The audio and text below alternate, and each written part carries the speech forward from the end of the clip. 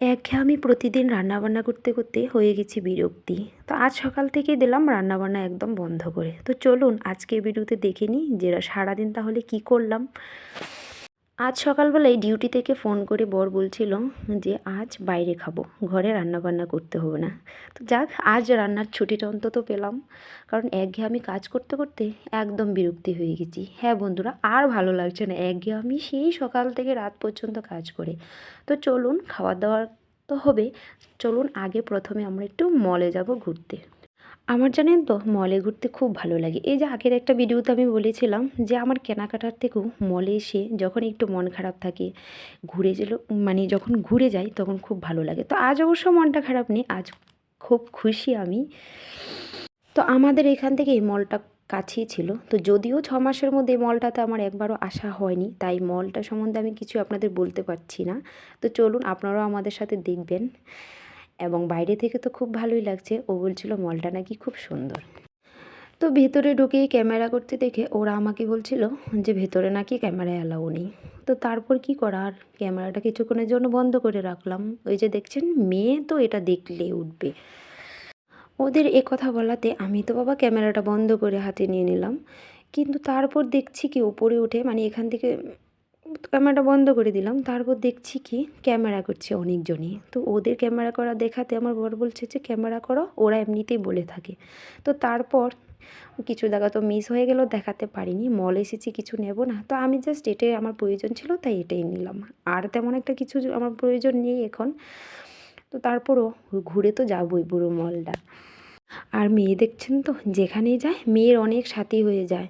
মেয়েকে নিয়ে কোনো সমস্যা নেই অবশ্য, আমার থেকে মেয়ে ভালো ঘুরতে পারে এবং মেয়ের আনন্দটাও খুব ভালো হয়।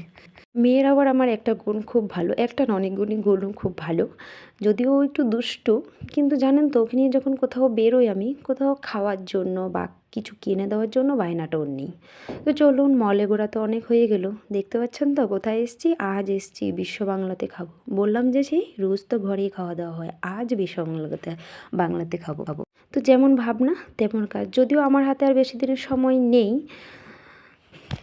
আপনারা আবার ভিডিওর কথাগুলো শুনে ভয় পাবেন না যে আমার হাতে কেন বেশি দিনের সময় নেই, কারণ আমি চলে যাব এখান থেকে, সেজন্য বলছি বেশি দিনের সময় নেই।